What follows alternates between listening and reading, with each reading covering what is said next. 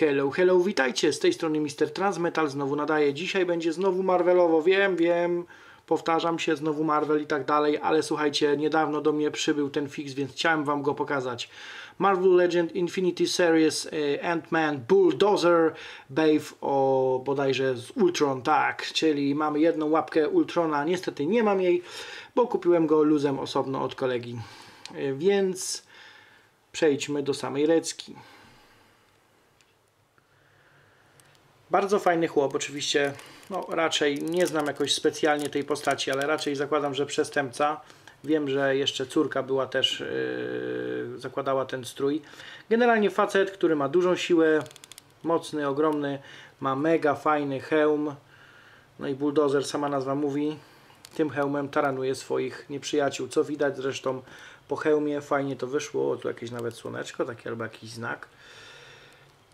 Widać fajne oczęta, zaciśnięta szczena i zęby, widać łoczęta i widać te wszystkie wgniecenia. To naprawdę jest bardzo, bardzo fajne.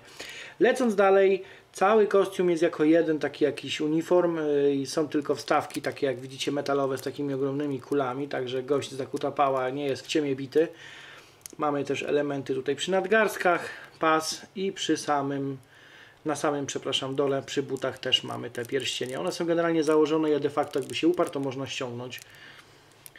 Naprawdę, bardzo fajny fix, dość duży. Dla porównania mogę wam pokazać, bo kurde, no na mieszkaniu mam to co pod ręką. Mamy Venoma, nawet Venom bootleg jest de facto mniejszy. Także chłop jest naprawdę ogromny.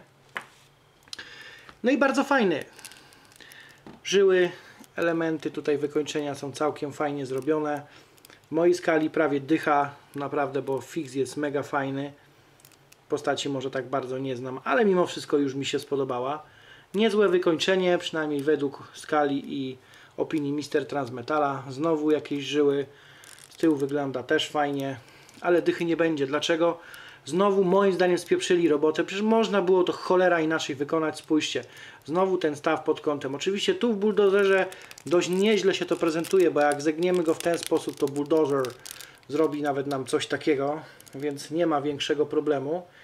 Ale nie zmienia to faktu, że to trochę komplikuje sprawę. No i tu mamy oczywiście jeszcze napis Hasbro, Made in China, kod jakiś towaru i parę innych rzeczy. Także no niestety, chcąc nie chcąc, dyszki nie będzie, no ale cóż, wszystkiego mieć nie można. Ale generalnie słuchajcie, fix naprawdę jest bardzo sympatyczny, także będzie na pewno fajnie się prezentował w kolekcji z innymi Marvelkami, czy starszymi, czy bądź nowymi z Infinity Series. Zobaczmy artykulację. Dość nieźle do góry, widać staw kulowy i tutaj z całym takim łebkiem. No powiem wam, że jak na takiego potworka to na dół patrzy całkiem nieźle, no spójrzcie.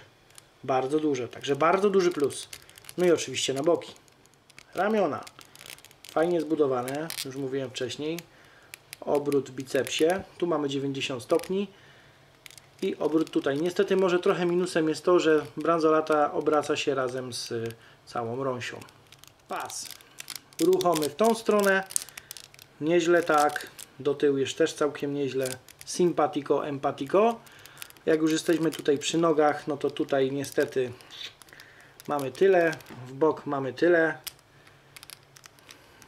Ruchome tutaj. Podwójny staw. Bransoleta luźną, jako może staw nie będziemy go, znaczy możemy go doliczyć. No i nuzia. Bucik i nóżki, to znaczy paluszki w tym miejscu, no i dziurka na jakąś podstawkę. Jakaś ocena końcowa. Bardzo fajny fix, naprawdę. Polecam gorąco. Fajnie wygląda, jest duży, masywny, nieźle zrobiony. No niestety, gdyby nie te cholerne nogi tutaj, to naprawdę dycha by była według skali Mr. Transmetala. Naprawdę bardzo fajny. No spójrzcie na niego. Za niewielkie pieniądze można dostać całkiem spoko, fajnego fixa, który jest dość masywny i no i się przewraca.